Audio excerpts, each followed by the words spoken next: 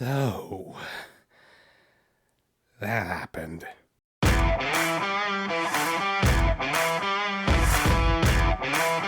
Hey guys, this is Jason. I'm reviewing Obsession, directed by Curry Baker and stars Michael Johnston and Inde Navarette. And it's about a guy named Bear who has this huge crush on a girl that he works with and is afraid to ask her out because he doesn't think it'll work out for him. Then one day he goes to a store and buys himself a stick called a one-wish willow, where if you make a wish and break it, then that wish comes true. And his wish is that he wants this girl named Nikki to love him back and love him more than anything.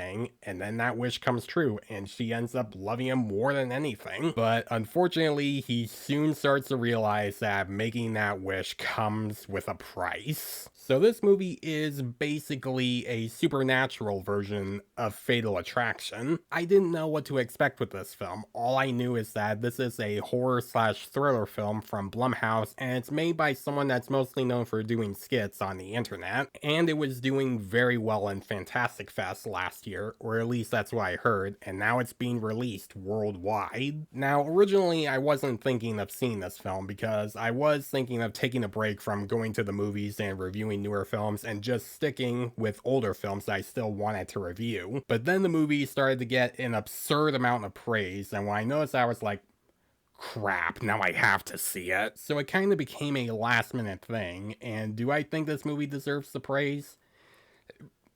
Yeah, it it deserves the praise. This movie really unsettled me like it was supposed to, and I don't usually feel that way with most horror movies nowadays. The only horror films that would do that to me are movies like The Shining, Insidious, The Babadook, and now this. And I think what makes this help make it feel unsettling is both the cinematography and the lighting, where it gives you a very claustrophobic feel, with how it shows our characters talking to each other inside a car and there's just fog on the windshield and the windows. Or in some of the nighttime scenes when you would get scenes like the main girl, Nikki, having her face being covered by the shadows, making you feel uncomfortable about what she's thinking or what she's gonna do to Bear. And you get a lot of scenes like that. Like, you get scenes where Bear is just sleeping in his bed and then all of a sudden Nikki is just standing in the dark corner staring at him while he's sleeping. And what also helps makes this film unsettling is the sound design,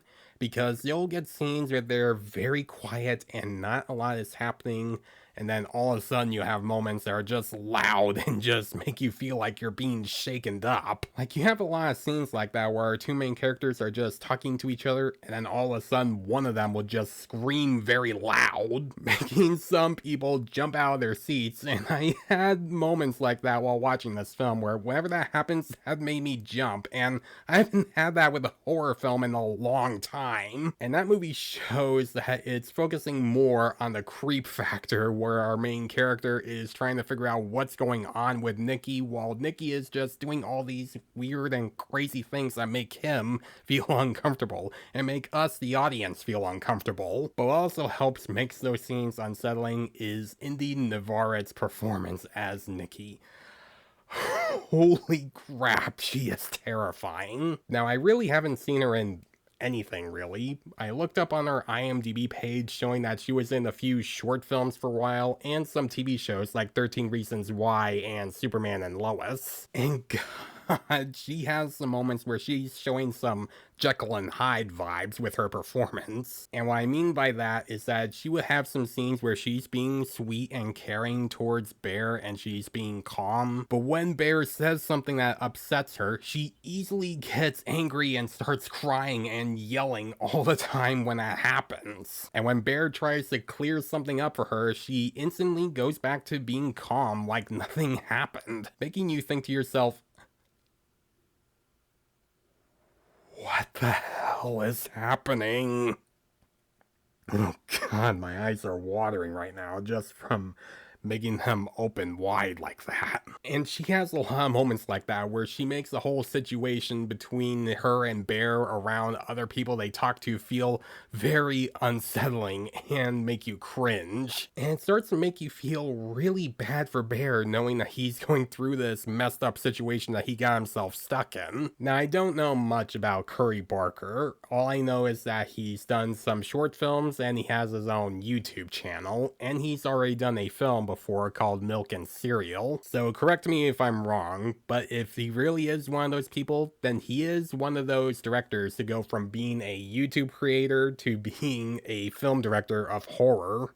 And that's a growing trend that we are seeing more nowadays with other directors like the Raka Raka brothers or Chris Stuckman or Markiplier doing. And it makes it very inspiring for other YouTubers that are trying to be directors themselves. And for me, Curry Barker does a really good job with this film, making you feel unsettled about what's going on or how he shoots certain scenes and how he builds tension between the main characters and how things could go downhill in the future for them. Now, even though I have been praising this film a lot throughout this video, I do have one issue with the film though, and that is this one subplot between Bear and this other character that he works with as well, where it's supposed to like build up more of like some of the problems that both him and Nikki have, where a certain character is having feelings for Bear. And to be honest, I don't think that subplot was necessary. I get it's supposed to be there to build more of the creep factor, but I think they could have gone with something else, because the way they use this subplot just feels shoehorned in like at the last minute while writing the script. Obsession is a great horror movie. Now, I wasn't going into it expecting a lot, because when movies like this get that much praise, they usually become films I get excited for but end up disappointing me.